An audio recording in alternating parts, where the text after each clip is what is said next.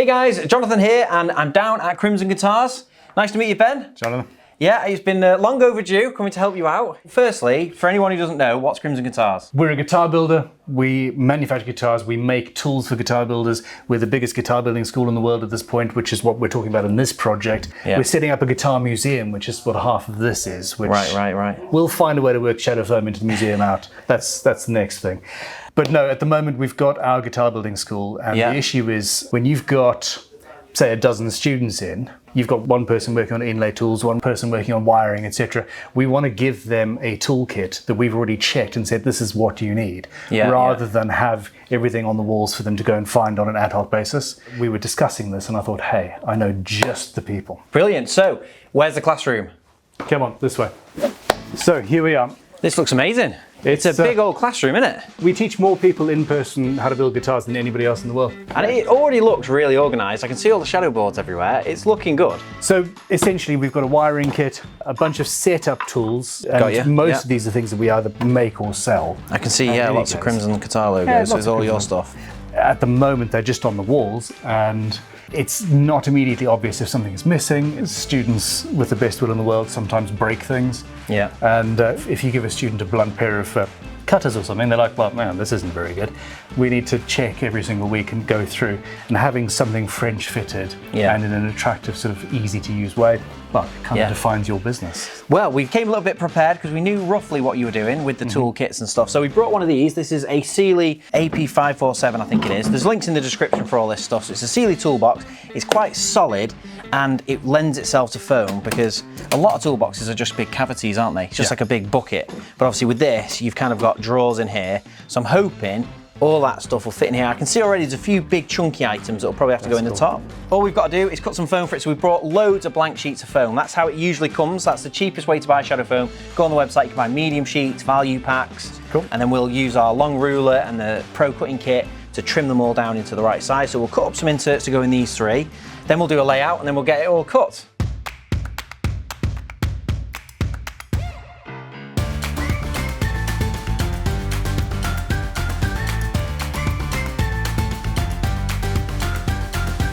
Right, so got the layout sorted, and it's been a bit tricky to balance the space because we've got two thin drawers and then obviously this really deep section. So although this kind of neck rest goes in this section, it won't fit in the drawer. So we've had to lift that into the top.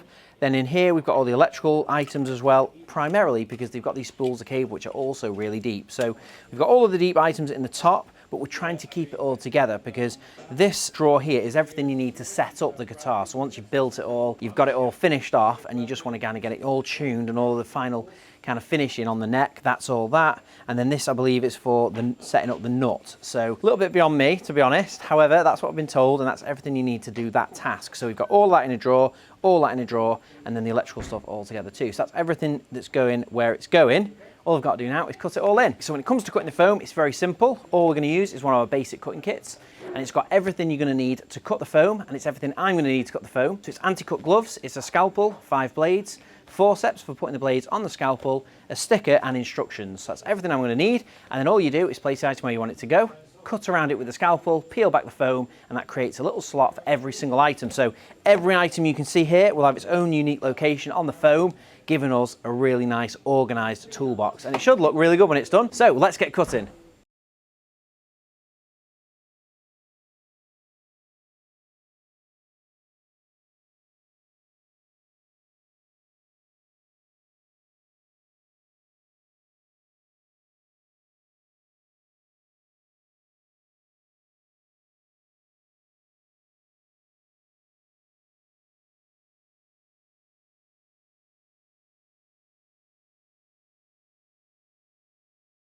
Right, so that's all the foam cut, and as I said, it's a very simple process. I've just placed the items where I wanted them to go. I've cut around them with the scalpel, then I've peeled the foam back. So for these, I've peeled the foam back.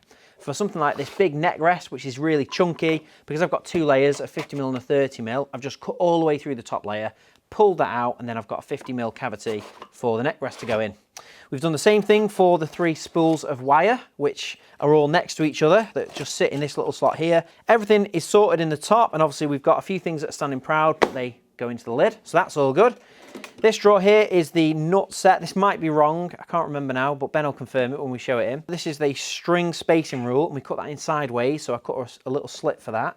So basically I just used the ruler to cut the line, then moved it back a little bit, and basically made a little slit for that. So that was perfect. That sits in there, takes up a lot less room. We've cut all the other items in there, and everything has got finger pulls. So every item in there, everything's got 8mm minimum spacing around it, and we've got finger pulls and everything, so it's easy to use. Bottom drawer, we've gone for a different layout than what we had in the overhead because I wanted all the Crimson Guitar logos facing forwards. I thought it looked better. So we've put this radius gauge here on an angle, basically, and then we've been able to put these little T radiuses on an angle, and then all the logos are facing forward, which looks nice.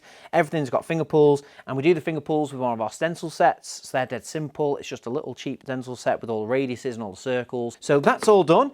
The toolbox I'm really happy with. This is a really, really solid toolbox, and it's got heaps of space, so it's kind of perfect for shadow foam because you can get everything organised. You've got the 2 drawers, the big top section. It does come with a tray as well, which I didn't use, obviously, because we put foam in the top. But this is a really cool toolbox. If you're looking for one, we've got links for this down in the description. It's from Sealey, and we've got links for the shadow foam down in the description as well. So go and check those out. And while you're down there, click the subscribe button, click the bell icon, and like the video. It helps us hugely, and a big welcome to all of our new subscribers. But all that being said, let's see what Ben thinks of it. Yeah. Right, so it's all done. Let's give you the first look. Damn. Okay, so wiring the top, of course. Neck rests over, embedded neck rests. Yeah. There we go. It's a bit of a chunky old thing, that, isn't it? So it had to go in the top. Absolutely. Yeah. This is the thing. The whole point of this exercise is to make the life easier for our students. Yeah. And for us to make sure that everybody's got exactly what they need when they need it. Yeah. I can go and say, hey, you know, that tool's missing. At the end of each day, you just know it's all there. Yeah, totally. Yeah. We're lucky with this box that it had enough space in each drawer to fit each of the categories. So I can't remember, was that nuts? So this is fretwork and nutwork setup essentially. So we've got wiring, we've got setup, and then nutwork, and there's a little bit of crossover. But essentially, if you were going on the road with, I want to say Nirvana, that doesn't really happen anymore, does it? Well, sadly. As a guitar tech, then this is the kit that you would need to do that essentially. To repair anything on the road. Yeah. All right, now I can't wait for the next project. That's my own personal workspace that for the last year has not been anywhere near efficient enough. And we're getting involved. So you're not going to want to miss that. Make sure you click the bell icon and subscribe to the channel because we're back doing a bigger project. This was like the little taster project, just to get a bit of shadow foam in the student like learning classroom area. But the backdrop is my backdrop. A lot more foam. I've got a little bit of space. I've got a little bit of space and a few cubic meters of foam required, I would say. Well, I'm looking forward to it. It's going to be a big build. Make sure you subscribe. Cool. Go and check out Crimson Guitar's channel and show them some love. And we'll see you in the next one.